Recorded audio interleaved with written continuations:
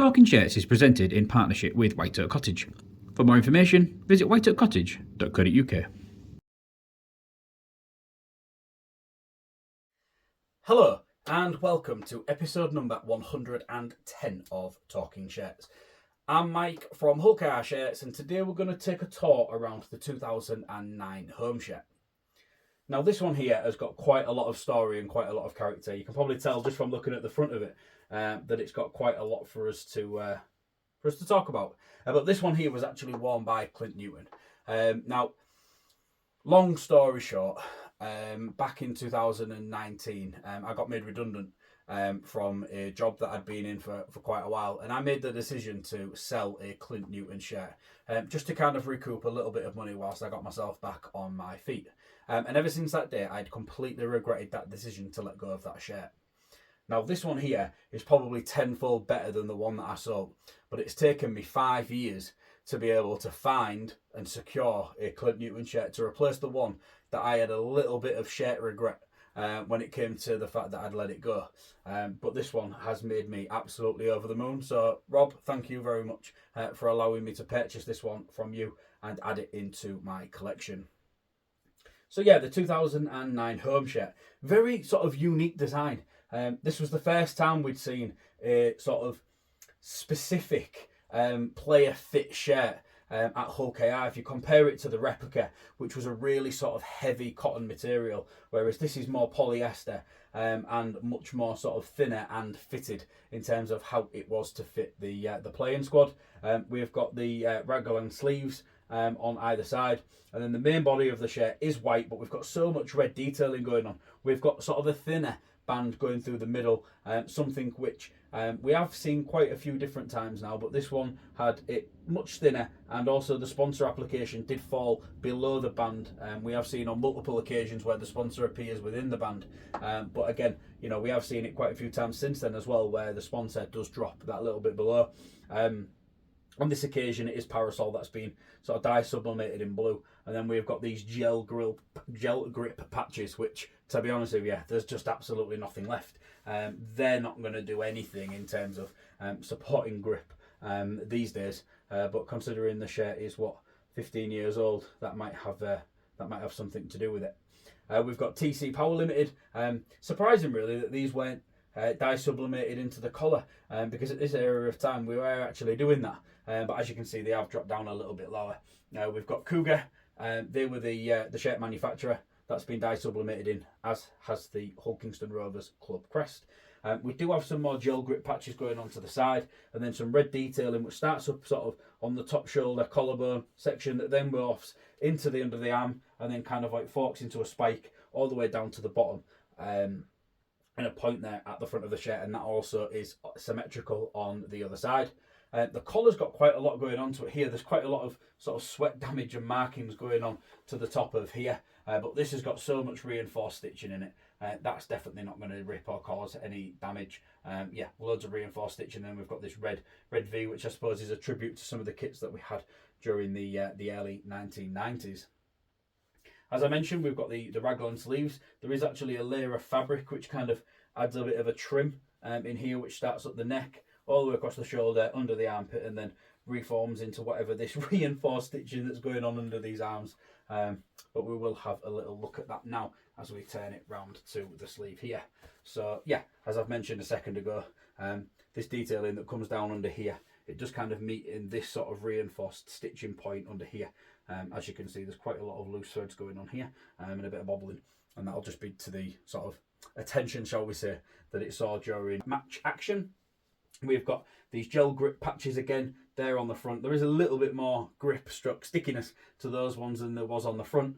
And then we've got this competition patch here, which has seen better days. It's starting to peel in the middle. It's gone a bit thin. It's wearing. It's peeling. As I've said, these felt patches aren't too great in terms of quality. So when they see sort of a lot of washing or match damage or anything like that, they can damage and fray and split quite easily. We will have a quick look at the other sleeve, even though it is exactly the same, just to see what the damage is like on the competition patch here. And as you can see, it's peeling on both sides, and it's sort of peeling down the side here. and then we've got it wearing quite thin through the middle. You almost can't work out the letter U in rugby here, because that is white, whereas everything else appears in blue. So yeah, it's seen some game damage, which is surprising really, because I've not actually been able to photo match it to a game. Which, you know, I'm just going to flick it to the front actually, because I didn't actually go into depth about this big red thing here. I don't know whether it's paint. I don't know whether it's blood. I don't know what it is. It's really hard to kind of like point it in me in the right direction of what it is. I've looked for all sorts of pictures of Clint Newton, but I found absolutely nothing where he's got that big sort of red mark on his belly. So yeah, I'll keep searching. If anybody does come across anything, obviously, you know, please feel free to let me know. Before we flick it around and have a look at the back and talk a little bit about Clint Newton, here is a quick word from our sponsor. White Oak Cottage is a 2-bedroom luxury holiday cottage set in the stunning Lincolnshire Wolds.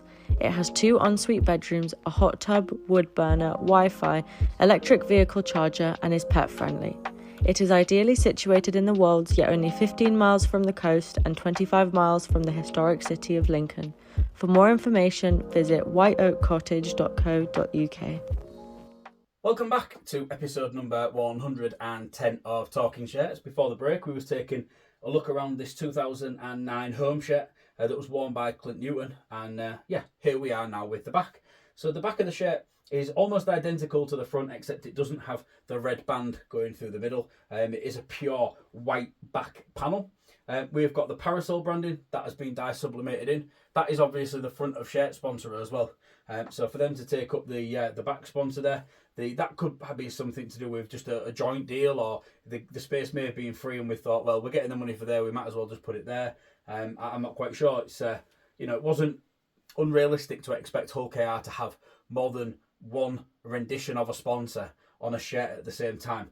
We did see that with Lloyd's TSB as well, where their branding actually appeared in multiple locations across the shirt during sort of 2007, 2008. So, you know, it was something that wasn't necessarily uncommon at Hull KR.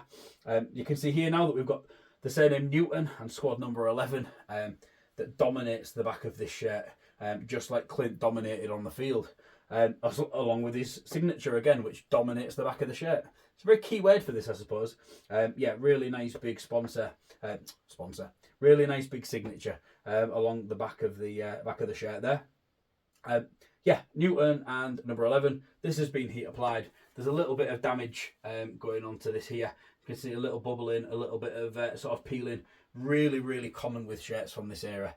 The name and number set for this style of shirt, I absolutely loved. I thought it was eye-catching. I didn't think it was offensive. I thought it looked fantastic on the back of the shirts. But the quality of the numbers and the letters isn't always that good.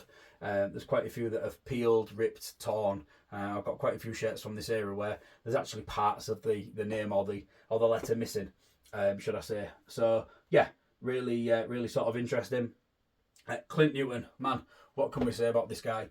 He was with the club for 4 seasons from 2008 through to 2011, and during that time he went on to make 99 appearances, just one shy of that the 100 club, which it would have been really special for him to have just found that one appearance somewhere. But across the 4 seasons to make 99 appearances, obviously averaging around 25 games a season, is probably fairly good going. For a guy who played as many minutes as Clint did when he was on the field. During those 99 appearances, he scored 40 tries. So you know, he's done pretty good there. Almost a try every other game in terms of his ratio. Yeah, pretty good. Developed the nickname Mean Machine while he was with the club. You know, very self-explanatory really. Wore his heart on his sleeve, dedicated himself to everything that he put himself to. I know that he's adored by quite a lot of the fan base. A very close friend of mine is an avid supporter and avid lover of Clint Newton. Probably his favourite player that represented the club during the Super League era. And I think it's clear to see why when you look at his performances and his dedication to the club, whilst he was on the other side of the world from sort of his native land. You know, Clint is back in Australia now. He is currently the CEO of the Rugby League Players Association back in Australia. It is his job to protect and promote the welfare and the integrity of players who are playing in the NRL. And I'm assuming that he's doing an incredible job at that. The way that he applied himself during his time in East Hull, if he did that, if he's doing that in his current role, then he'll be succeeding. No end. Clint was also an international for the United States of America as well. So, he did have a little bit of international pedigree to his game as well. So, yeah, that's a little bit about Clint Newton and the 2009 home shed. One that, as I've said, really, really pleased to be able to sort of add this into my collection. There's been sort of seller's remorse hidden inside of me for quite a long time when it comes to Clint Newton. Sadly, at the same time, I did actually sell a Josh Hodgson shirt, and to this day, I've never been able to replace that one either. So I suppose one down, one to go. But I can't complain too much when you look at the amount of amazing shirts that I've been able to sort of add into my collection since that time. I'm very fortunate, very, very fortunate. And someday something will come up. I'm fully aware of that. So yeah, until then, look after what I've got. Don't worry about what I am. So that's everything for episode number 110 of Talking Shirts. Hope you've enjoyed this tour of Clint Newton's 2009 home shirt. Check back in another couple of weeks where I'll be back with a brand new episode of Talking Shirts. Bye for now.